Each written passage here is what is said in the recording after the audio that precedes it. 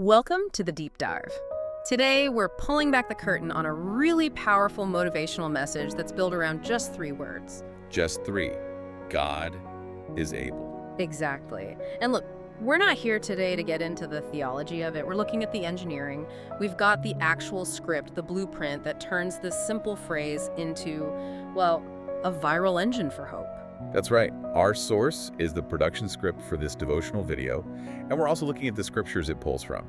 Our mission here is to really understand the strategic architecture of it all. Yeah, how do you take someone who is facing just, overwhelming despair and pivot them to a place of real conviction in just a few minutes? And this content is aimed right at people who feel completely crushed. Absolutely. We're talking situations where, the money's gone, the doctor's report is bad, a relationship feels like it's broken for good. The creators have a huge challenge there. You have to address that kind of weight without just sounding hollow. So how do they start? Where's the entry point? Well, the first key is validation.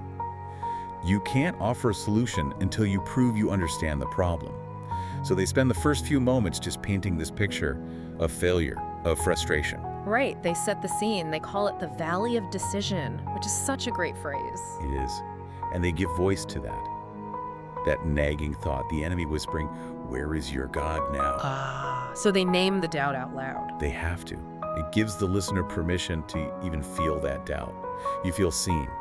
And right there, in that moment of validation, that's when they make the big move, the strategic pivot. And it's a sharp pivot, isn't it? It's not gradual. It's immediate. They redefine the crisis itself. The host just comes out and says, this trial, this hardship, it is not a sign you've been abandoned. Instead, it's, the platform for his greatest demonstration. Wow. So your crisis isn't a problem, it's a stage. Exactly. Your failure point just became a launch pad.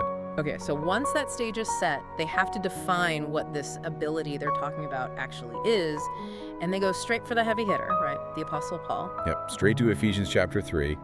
It's the theological warranty for the whole message. And the key phrase they pull out is that God is able to do exceeding abundantly above all that we ask or think. It's a definition designed to just completely bypass human limitation. Whatever you can imagine, this is more. But this is the part I found fascinating. They don't just quote the verse, they give you the context. This is the brilliant stroke. They point out that Paul, he wasn't writing this from a palace. No, he was in a Roman prison cell. A prison cell. He's literally in chains, maybe facing execution, and he's writing about a power that is exceeding abundantly above everything. That gives it so much credibility, right? It's not some theory from a comfortable person. This is a truth forged in affliction. It is. It tells the listener, if Paul could believe this while he was shackled, then your debt, your diagnosis, it can't nullify this promise. And they make it crystal clear that this power isn't coming from you. Oh, absolutely not.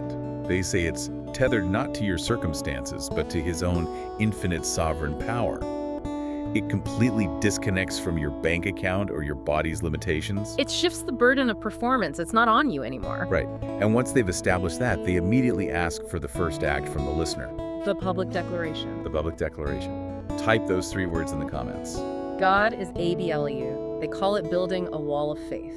And from a behavioral standpoint, it's genius. You've just shifted from being a passive listener to an active participant. You're cementing the belief before you've even seen the rest of the evidence. Okay, so the foundation is laid, the theology is set.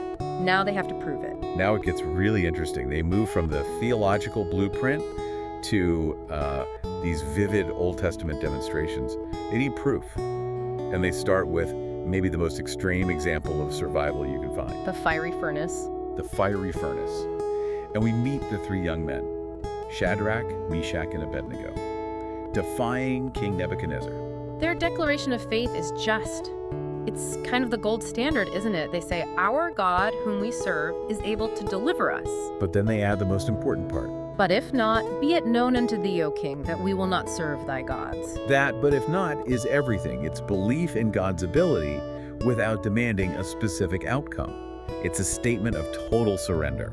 And the script really leans into the details to show how impossible this situation was. The furnace wasn't just hot. No, it was heated 7 times hotter than normal. So hot that it killed the king's own soldiers who were just throwing them in. The severity is the whole point. It makes the miracle that's coming completely undeniable. Because the miracle isn't that they escaped the fire. It's what happened inside the fire. Exactly. The king Nebuchadnezzar, he looks in and he doesn't see 3 men. He sees 4 men, 4 men walking around totally unharmed. And the fourth, he says, is like the Son of God.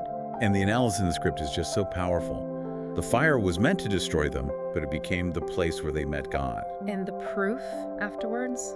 The testimony? The testimony is that the fire had no power over them. Not a hair on their head was singed. But here's the key detail. The only thing that burned. The only thing that burned were the chains that bound them. That is just a stunning image. The very thing that was meant to kill you only ends up setting you free. It destroys your limitations, not you. It's the core appeal of that story. Okay, so from the fire, we move to, well, a different kind of threat.